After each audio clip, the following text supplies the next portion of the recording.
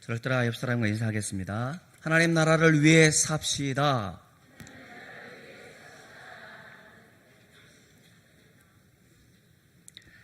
한 주간 동안 새벽에 기도하시느라 많이 힘드셨죠? 또 아침에 새벽에 참여하셨다가 이 이른 시간에 예배드린 여러분들 귀하고 예뻐 보입니다.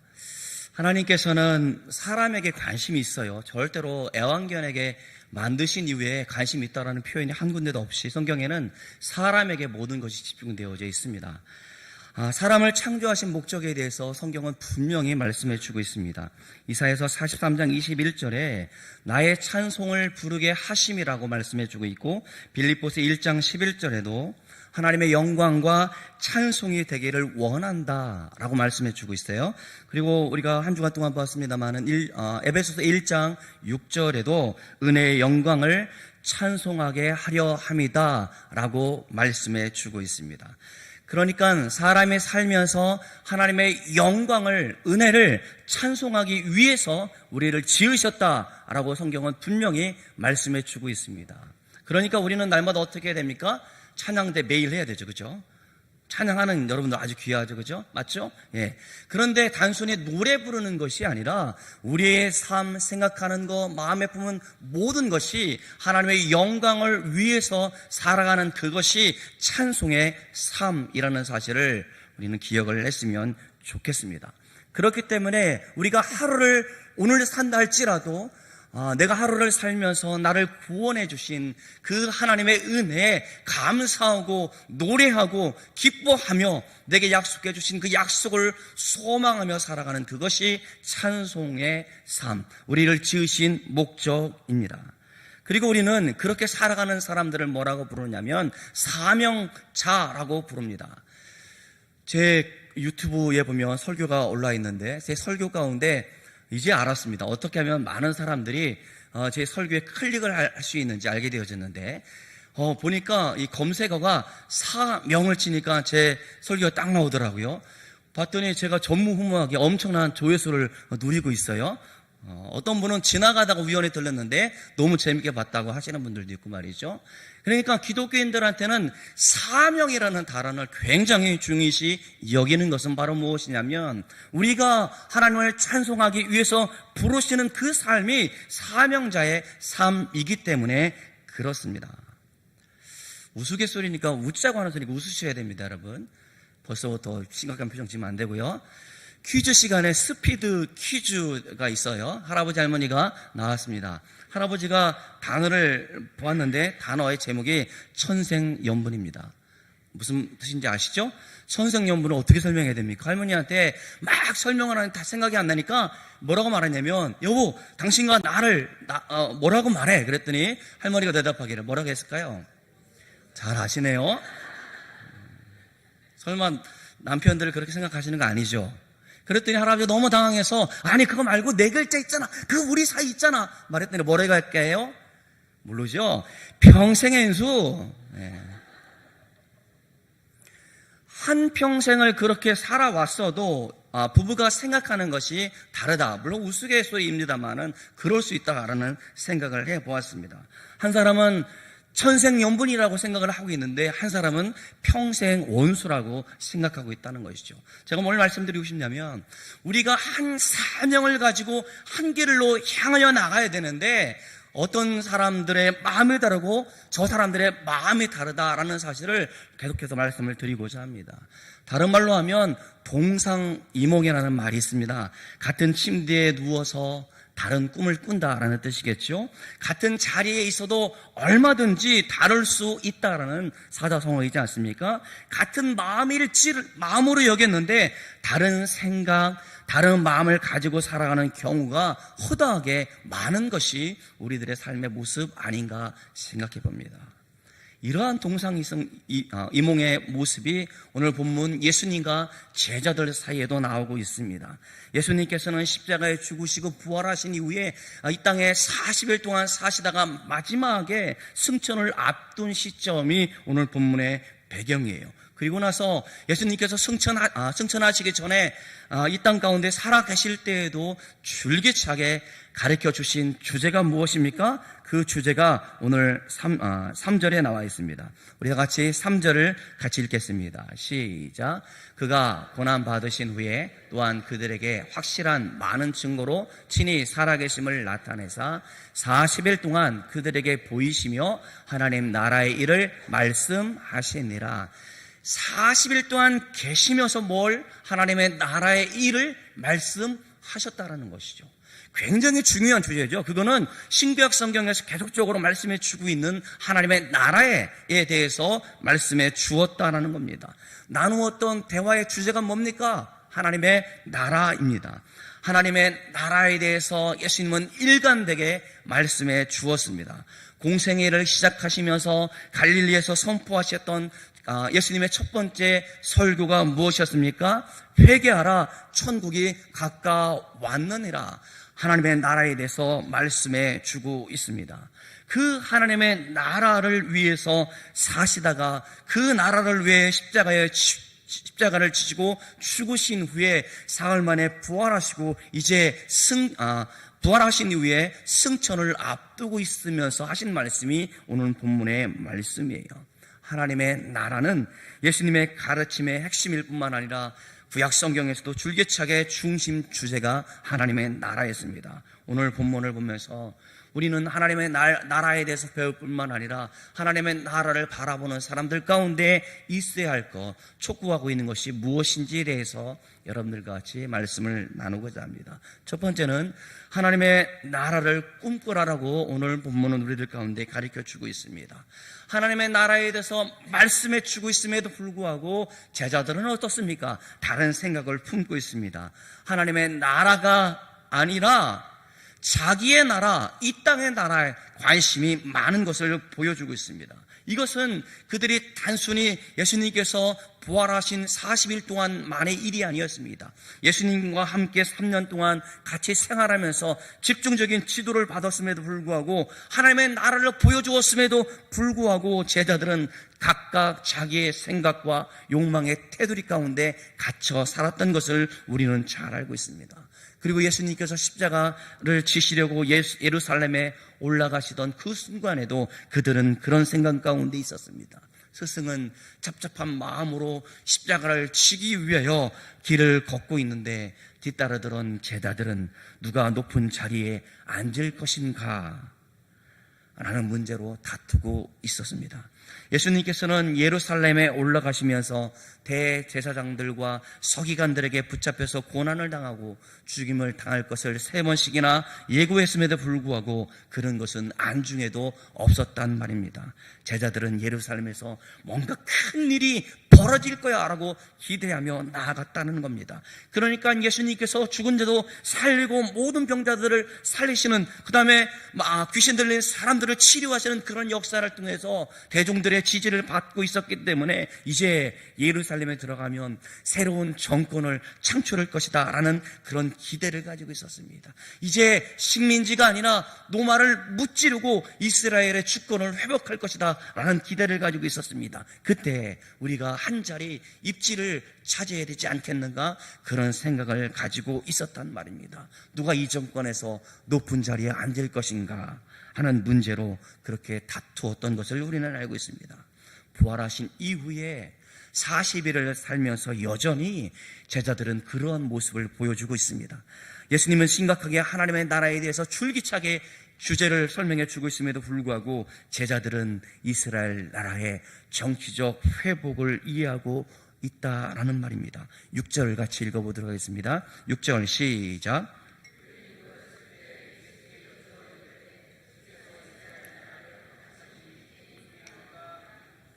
동상이몽도 이런 동상이몽이 없어요. 하나님의 나라에서 설명해 주고 있는데 이스라엘 나라의 회복하심이 이때입니까? 라고 이야기하는 제자들의 모습들, 여전히 자신들의 생각 가운데 갇혀서 살고 있는 모습을 볼 수 있습니다. 사랑하는 성도 여러분, 올 2019년 새해를 맞이하면서 여러분들은 어디에 관심을 두고자 하십니까? 우리는 사명을 받은 사람들이에요. 우리가 교회에서 직분은 여러 가지입니다만은 우리가 하는 모든 일들은 하나님을 기쁘시게 하는 일, 그것이 우리의 사명일 겁니다. 주님은 우리를 그렇게 그 사명을 감당하도록 우리를 대신하여 죽으셨고 우리를 하나님의 자녀 삼아주셨고 지금도 그 일을 잘할 수 있도록 성령께서 우리 가운데 역사하심을 우리는 믿습니다. 우리가 생각하는 건강, 사업, 자녀들의 문제들, 우리의 노후 다 필요한 것입니다. 그러나 이러한 문제에만 집착해 있을 수는 없습니다. 필요하지만 본질적으로 우리 가운데 필요한 것은 내가 사명자로서 하나님을 기쁘시게 하나님의 영광의 찬송이 되기 위해서 어떻게 살 것인가에 대해서 그것에 많은 관심을 가지고 살아가는 사람들이 바로 우리들이어야 할 겁니다. 사도행전 1장은 기독교인들이 진정 어디에 마음을 두고 살아야 할 것인가에 대해서 우리에게 가르쳐주고 있습니다. 그것은 하나님의 나라에 관심을 두어야 된다라고 말씀해 주고 있습니다. 그 나라에 마음 두기를 주님께서 원하신다라고 오늘 본문은 말씀해 주고 있어요. 그러니 하나님 나라에 대해서 꿈꾸시길 바랍니다. 다른 생각, 동상이몽 가운데 빠지지 말고 오직 하나님의 나라를 위해서 살기로 결단하는 여러분들 되어지기를 간절히 축원합니다. 두 번째는 성령의 능력을 힘입으라 라고 우리들 가운데 말씀해 주고 있습니다. 제자들이나 우리들의 모습이 동상이몽에 빠지는 이유가 무엇입니까? 그것은 우리의 생각대로 우리가 가지고 있는 그것을 통하여 그것을 이룰 수 있다는 생각을 벗어나지 않으면 우리가 그 일을 이룰 수 없어요. 그것은 오직 성령께서 우리 가운데 역사하실 때 그 한 길로만 갈 수 있음을 보여주고 있습니다. 우리 다 같이 4절, 5절을 같이 읽도록 하겠습니다. 시작. 사도와 함께 모이사 그들에게 분부하여 이르시되 예루살렘을 떠나지 말고 내게서 들은 바 아버지께서 약속하신 것을 기다리라. 요한은 물로 세례를 베풀었으나 너희는 몇 날이 못되어 성령으로 세례를 받으리라 하셨느니라. 아멘. 제자들에게 어디를 떠나지 말라고요? 예루살렘을 떠나지 말고 하나님의 약속하신 것을 받기 위하여 뭐하라고요? 기다리라라고 말씀해 주고 있습니다. 그 약속한 것이 지금 성령으로 세례를 받는 것으로 설명해 주고 있습니다. 그러니까 하나님의 나라의 비전을 품는 것은 어디에서부터 시작되어집니까? 내가 거창한 구호, 어떤 표가 중요한 것이 아니라 주의 성령께서 내 삶 가운데 역사하실 때에 내가 하나님의 나라를 위해서 살아갈 수 있음을 말씀해 주고 있는 겁니다. 우리 인간의 노력이 아닙니다. 우리가 가진 것으로 그것을 이룰 수 있는 것이 아닙니다. 주의 성령께서 우리 가운데 역사하실 때에 우리가 하나님의 나라를 위해서 일할 수 있음을 우리 가운데 보여주고 있는 겁니다. 그래서 우리가 하나님 나라를 꿈꾼다면 먼저 관심을 가져야 할 일이 있습니다. 그것은 내가 성령을 받고 성령의 지도하심 따라서 늘 성령 충만하게 살아가는 일이 우리 성도들 가운데 가장 중요한 일일 겁니다. 성령이 임하여야만 나로 하여금 하나님의 일을 감당할 수 있기에 지금도 주의 성령께서 우리 마음 가운데 찾아와 주셔서 촉구하고 있는 겁니다. 육신의 소욕을 버리라. 하나님의 기뻐하시는 일들에 더 많은 관심을 가지라. 성령께서 우리 가운데 촉구하고 있단 말입니다. 그것을 우리는 성령의 역사, 성령 충만으로 우리에게 표현할 수 있다라는 말입니다. 성령 충만함 없이 정상적인 신앙생활을 할 수 없어요. 세상도 좋고 교회도 좋고 믿음도 좋은 게 아니라 세상은 다 어지럽다 할지라도 우리가 교회 안에서 하나님의 나라를 알아가고 우리가 교회 안에서 믿음이 무엇인지 배워가고 하나님의 나라를 위해서 힘있게 달려갈 수 있었던 것은 바로 무엇입니까? 그것은 주의 성령께서 나를 지도할 때만이 가능하다라는 말입니다. 우리 교회가 피요를 정합니다마는 우리가 그 피요를 위해서 힘있게 달려가는 것은 성령이 충만할 때 우리가 그런 사람으로 쓰임받을 수 있다는 사실을 우리는 고백하지 않을 수 없습니다. 성령이 무엇입니까? 그것은 하나님의 영입니다. 그것은 다른 보혜사로 표현되어지는 주님의 영입니다. 그 성령께서 우리들로 하여금 무엇에 관심을 가져야 할 것인지에 대해서 오늘 본문에 제자들이 관심을 가져야 할 것은 무엇입니까? 그것은 하나님의 나라라는 사실을 말씀해 주고 있습니다. 이스라엘의 정치적인 회복이 아니라 하나님의 나라에 관심을 갖게 누가 성령께서 역사하신다라고 말씀해 주고 있는 겁니다. 그래서 7절 8절에 예수님께서는 이것을 분명히 말씀해 주고 있습니다. 우리 7절 8절 읽겠습니다. 시작.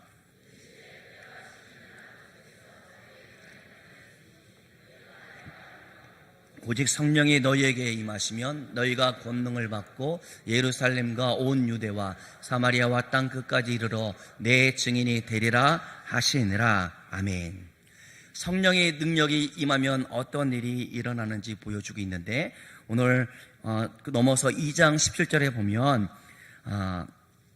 꿈과 비전을 갖게 되어지는데, 어린 아이들도 젊은 청년들도 연세 드신 어르신들도 예외 없이 모두가 하나님 나라의 비전을 품는다라고 설명해 주고 있습니다. 비전은 저 중고등부 아이들이 품는 거지, 아니 청년들이 갖는 것이지, 우리 장년들이, 아니 나처럼 나이 많은 사람 무슨 비전이 있겠어. 그냥 교회 생활 편안히 하다가 그냥 때가 되면 하나님 나라 가는 거야. 그것은 좋은 곳이야. 그것이 아니라 내가 나이 많다 손 치더라도 우리가 비전을 품을 수 있단 말입니다. 하나님의 나라를 위해서 쓰임받고자 하는 그 마음을 누가 주셨기 때문입니까? 바로 성령께서 그 마음을 주셨기 때문에 우리가 그렇게 쓰임받을 수 있어요. 저는 특별히 오늘 신년 기도회를 통해서 어르신들을 볼 때마다 참 귀하다라는 생각을 합니다. 날씨도 춥고 새벽에 나오는 것도 힘듦에도 불구하고 일찍이 오셔서 기도하는 그 모습을 보면서 감동스럽고, 저분들 때문에 우리 교회가 든든히 살아가는 것은 아닌가, 저렇게 기도하는 것이 너무나 복되다라는 생각을 해보았습니다. 여러분, 우리 나한테는 그런 비전이 없어요가 아니라 주의 성령께서 우리 가운데 역사하사 우리 모두가 다 같이 비전을 품고 하나님의 나라에 관심을 갖기를 지금 원하신다라는 말입니다. 그것은 저 아이들이 아닙니다. 저 청년들에게만 주어진 것이 아닙니다. 우리도 비전이 있어요. 내가 교회를 위해서 든든히 세워가기 위해서 내가 내 영역 안에서 할 수 있는 일이 있다라는 말입니다. 그것을 위해서 하나님께서 여러분들 가운데 은혜를 베풀어 주심을 확신할 수 있도록 성령께서 역사해 주셨고, 그 은혜에 힘입어 열심을 다하여 마음을 다하여 사명을 위해서 달려갈 수 있도록 지금도 역사하고 있다는 사실을 믿음으로 고백할 수 있는 여러분들 되어지기를 축원합니다. 하나님의 나라를 위해서 살 힘을 주의 성령께서 역사할 때 우리에게 주어진다는 사실을 제자들의 모습을 통해서 우리는 또 알 수 있습니다. 제자들의 모습이 어땠습니까? 제자 베드로는 주님을 잡으러 왔을 때 칼을 뽑아서 나름대로 예수님을 지키려고 했습니다마는 그때뿐이었습니다. 모든 제자들은 예수님께서 붙잡히는 현장 가운데 어떻게 했는지 아십니까? 마태복음 26절 56절 하반절에 말씀하기를 제자들의 행동을 이렇게 묘사해 주고 있습니다. 이에 제자들이 다 예수를 버리고 도망하니라. 3년 동안 동거동락하면서 집중 교육을 받았던 제자들조차도 예수님이 죽음의 위기 가운데 있었을 때 다 도망했다라고 그렇게 표현해 주고 있습니다. 그렇게 수제자라고 불렸던 베드로는 어떤 사람이었습니까? 계집종 앞에서 예수님을 모른다 2번이나 부인했던 사람이었고, 마지막 3번째는 예수님을 저주하기까지 했던 사람이 누구입니까? 바로 수제자 베드로였지 않습니까? 그들이 지금 어떻게 변했는지 우리는 압니다.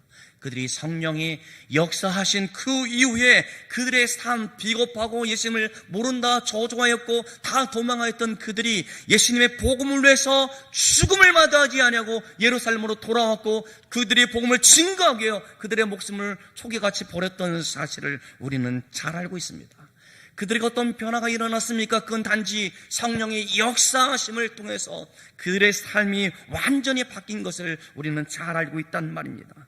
사도행전 3장에 보면 나면서부터 안증뱅이 된 사람에게 베드로가 뭐라고 말씀해 주고 있습니까? 6절입니다. 은과 그는 내게 없거니와 내게 있는 이것을 내게 주노니 나사렛 예수 그리스도의 이름으로 걸으라. 이렇게 담대히 선포할 수 있었던 것도 그가 성령에 충만했기 때문에, 성령의 역사 이후에 그는 담대하게 그렇게 선포하며 살 수 있었다라는 겁니다.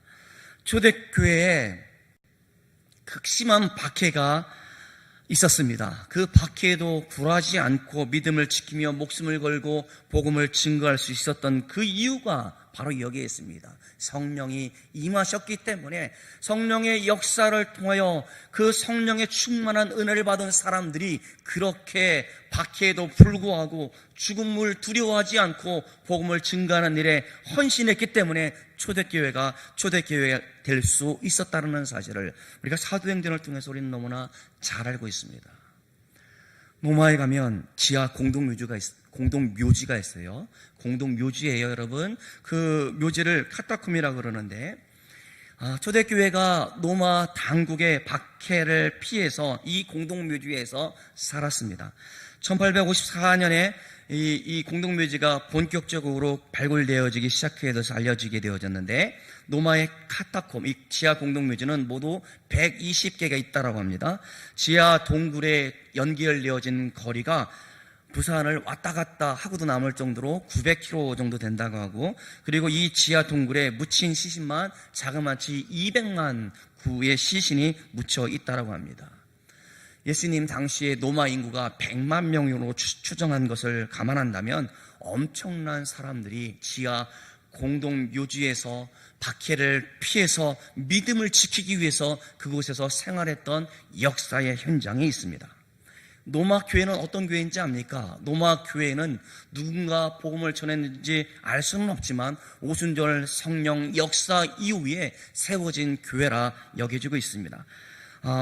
사도행전 2장에 보면 절기를 지키기 위해서 각국으로부터 예루살렘에 방문했던 사람들 가운데 로마로부터 온 사람들이 있었습니다. 그들은 성령의 능력을 받은 사도들이 전해준 복음을 듣고 로마로 돌아가서 교회를 세우게 되어졌는데 그 교회가 바로 로마 교회입니다. 그들의 신앙생활은 행복했지만 순탄하지는 않았습니다. 예수를 믿는다는 것 한 가지 때문에 로마 황제의 그 소지역에 아니면 로마 제국 내에 있는 모든 지역에 극심한 박해를 받기도 했습니다. 결국 그들은 안락한 집도 버리고 가족도 버리고 모아둔 재산도 포기하고 경제활동도 다 중단한 채로 정상적인 생활을 하지 못한 채 박해를 피해 지하 공동묘지에서 살았습니다. 그것에서 평생 살았습니다. 그것에서 결혼하여 아기도 낳게 되어지고 그것에서 부모가 죽으면 장례도 치르게 되었습니다. 평생을 그렇게 살았습니다. 얼마나 오랫동안 살았을까요? 2019년, 그러니까 우리가 한국 전쟁 이후에 69년을 맞이하고 있습니다. 69년 동안 저 북한에 있는 성도들, 지하 교회 성도들, 그러니까 당국의 박해를 피해서 몰래 예배드리는 사람들이 35만여 명이 있다라고 그래 추정하고 있습니다만은 69년이지 않습니까? 굉장히 긴 시간이에요. 굉장히 긴 시간임에도 불구하고 그곳에 정말로 진실로 하나님을 믿는 믿음의 사람들이 있을까 걱정스러운 것이 사실입니다. 그런데 여러분, 33년에 예수님께서 승천하신 이후에 성령의 역사를 통해서 로마 교회가 세워졌던 그 이후에 복음을 들었던 그 사람들이 지하 공동묘지에서 믿음을 지켰던 사람들이 얼마나 많은 시간 동안 그렇게 생활했는지 압니까? 313년 콘스탄틴 황제의 밀라노 칙령에 의해서 한 종교로 인정되어지는 313년까지 무려 280년 동안이나 그렇게 지하 공동묘지에서 신앙을 지키기 위해서 생활했다라는 말입니다. 여러분 궁금하지 않습니까? 어떻게 그 오랜 세월 동안 그곳에서 그렇게 지낼 수 있었습니까?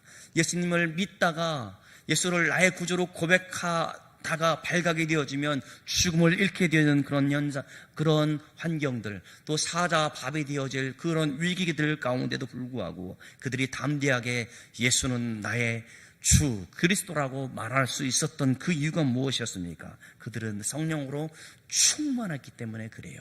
그들은 성령이 충만해져서 하나님의 나라를 소망하고 있었기 때문에 그들은 280년 동안이나 그렇게 생활할 수 있었습니다.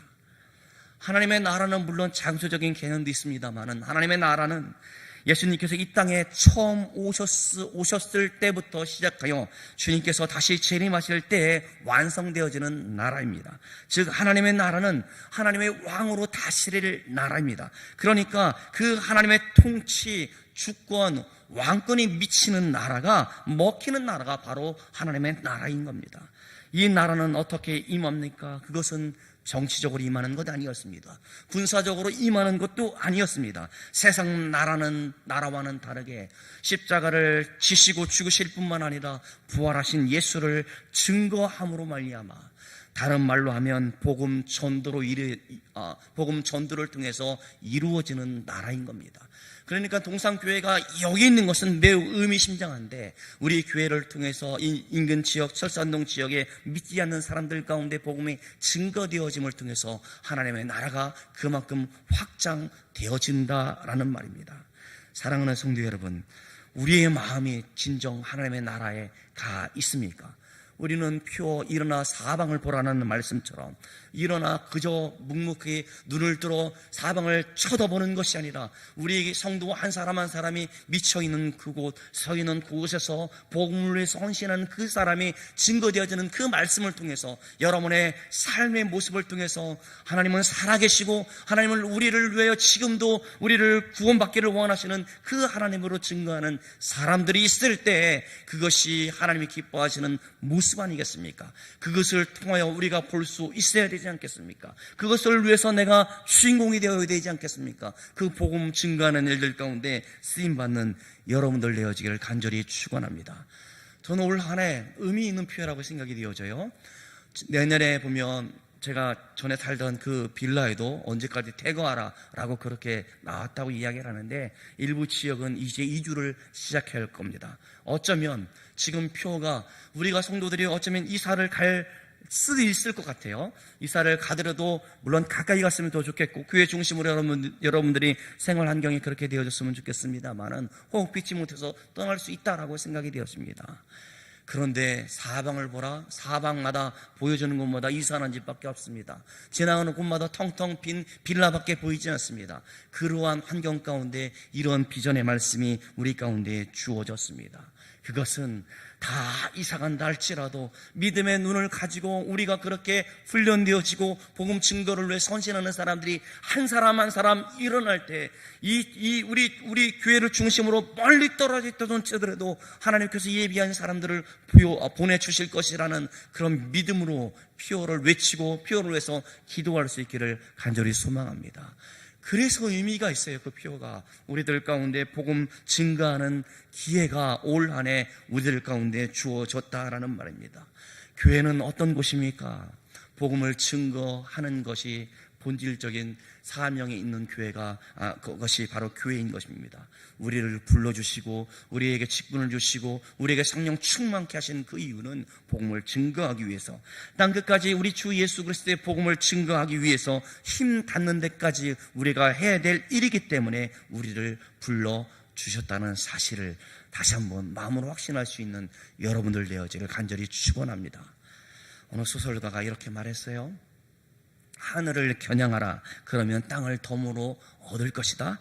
땅을 겨냥하라, 그러면 어느 것도 얻지 못할 것이다 라고 그렇게 말했습니다. 이 말이 무엇이냐면, 하나님의 나라를 얻는 사람은 세상도 없지만 세상을 구하는 사람은 하나님의 나라를 잃어버린다라는 말을 역설적으로 말씀해 주고 있는 말 같아요.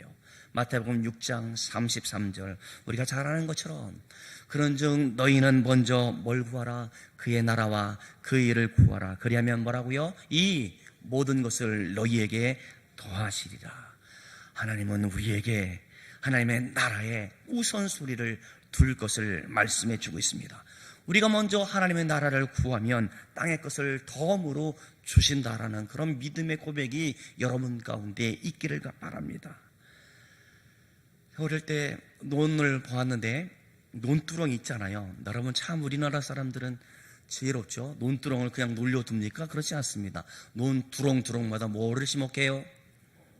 콩 심었죠, 그죠? 네, 잘 아시네요. 그 짧은 논두렁임에도 불구하고 콩을 심었습니다. 그런데 여러분, 제 부친을 보니 그 콩에 아무런 관심이 없어요. 그저 벼가 잘 자라는 것 가운데 관심이 있어서 농약도 치기도 하고 피도 뽑기도 하고 물 대주는 일에 관심이 있지, 콩은요 그냥 내버려두더라고요. 그럼에도 불구하고 어떤지 압니까? 가을에 콩 잘 여뭅니다. 뭘 말씀을 드리고 싶냐면, 우리가 하나님의 나라를 확장을 위해서 하나님의 나라의 복음을 증거하는 일들 가운데 전심전력하면 우리의 삶이 콩이 저절로 맺히는 것처럼 그렇게 되어짐을 여러분 경험했으면 좋겠어요. 여러분들이 지금 몸이 불편할 수 있습니다. 여러 어려운 환경 가운데 있을 겁니다. 제가 어제 아이들 가운데 이야기를 하는데, 제가 5년 만에 처음으로 이렇게 온 가족이 다 모여서 식사를 하고, 올 한 해가 저희한테는 굉장히 중요한 한 해이기도 하고, 또 어쩌면 이게 마지막일 거라는 생각이 들더라고요. 불현듯 작은 아이는 다른 지방에 가 살 것이고, 큰 아이도 자기 길을 떠날 것이고, 저도 어떻게 될지 모르기 때문에 아마 이것이 올 한 해가 우리들 가운데 마지막 어쩌면 삶의 작은 행복이지 않을까, 그런 생각을 해보았습니다만은, 여러분, 올 한 해 그렇게 내가 주어진 삶이다 할지라도, 아니 올 한 해가 아니라 오늘 하루가 우리들 가운데 주어진다 할지라도 우리의 우선순위는 하나님의 나라입니다. 우리가 복음을 위해서 헌신하는 일, 나를 통해서 믿지 않는 자녀들, 남편들을 위해서 복음의 사람으로, 사랑에 충만한 사람으로 살아가서, 역시 믿는 사람은 내 아내처럼 믿어야 돼 라고 말할 수 있을 정도로 우리가 가정 사역 가운데 집중하고, 우리가 만나는 사람들 가운데 우리가 복음의 사람으로 살아갈 때 역시 누구누구 사원처럼 예수를 믿어야 돼 라는 그런 삶의 모습을 위해서 노력하는 삶, 그것이 하나님 나라를 우선순위에 두고 살아가는 삶 아닌가 생각을 해봅니다. 교회는 하나님의 나라에 관심을 두어야 합니다. 성도는 하나님의 나라에 최우선 순위를 두고 일해야 할 겁니다. 복음이 살아있지 않는 교회는 의미가 없고, 복음이 충만한 성도가 없는 성도는 있을 수 없다라는 말입니다. 우리가 지역을 위해서 구제도 하고 복지사역도 많이 할 수 있습니다만, 가장 중요한 것은 복음을 증거하는 일, 하나님의 나라가 우리를 통해서 확장되어지는 일, 그것이 우선 순위에 있어야 되지 않겠습니까? 우리가 재정을 집행하는 데 있어서도 이와 같습니다. 우리가 여러분들이 각 선교회마다 사역을, 사업 계획을 세우는 데 있어서도 최종적인 우선순위는 하나님의 나라의 일에 있습니다. 그 일, 누가 이 비전을 실현하며 누가 이 비전의 주인공이 되시겠습니까? 저는 여러분들이 그렇게 하기로 결단하고 그렇게 쓰임받을 수 있었으면 좋겠어요. 그래서 올 한 해 우리가 이사간다 할지라도 하나님께서 우리 교회를 통해서 하나님의 나라가 확장되어지는 그런 큰 비전을 품고 함께 기도하며 신앙생활할 수 있는 저와 여러분들 되어지기를 주님의 이름으로 축원합니다. 기도하겠습니다. 하나님 아버지, 혹시나 오늘도 그랬습니다. 복음을 증거하라 말하 했더니 변함없는 우리들의 모습이라면 주의 성령님 그 마음까지도 꺾어주시고, 하나님 내 삶의 순위가 엄청나게 중요하다 할지라도 오직 주님의 복음을 위해서 하나님 내 삶의 모든 것들이 재정립될 수 있도록 주여 우리 성도들의 삶 한 가지 모든 일에 하나님 모든 변화가 일어날 수 있도록 주께서 역사하여 주옵소서. 우리 교회가 올 한 해 정말 어려울 수 있습니다. 그러나 믿음의 눈으로 볼 때 더욱더 훈련하고 더욱더 하나님께 주신 사명을 새롭게 하고, 하나님께서 우리 교회를 통해서 주고자 하는 영혼들이 많이 몰려올 것을 기대하며 하나님 그렇게 살아낼 수 있는 우리 성도 한 사람 한 사람 되어질 수 있도록 주께서 붙들어 주옵소서. 하나님 세상에 다 어그러지고 세상이 멸망한다 할지라도 주의 복음을 들고 하나님의 나라에 집중하는 교회 성도들 때문에 세상이 아름다워지고 세상에 주의 복음으로 충만해지며 하나님의 나라가 확장되어지는 꿈을 우리 가운데 꿈꿀 수 있도록 주여 역사하여 주옵소서. 30배, 60배, 100배의 결실을 거두듯 하나님의 나라가 확장되어지는 그런 믿음의 주인공들이 다 되어질 수 있도록 저희들과 함께하여 주옵소서. 감사드렸고 예수님의 이름으로 기도드리옵나이다. 아멘.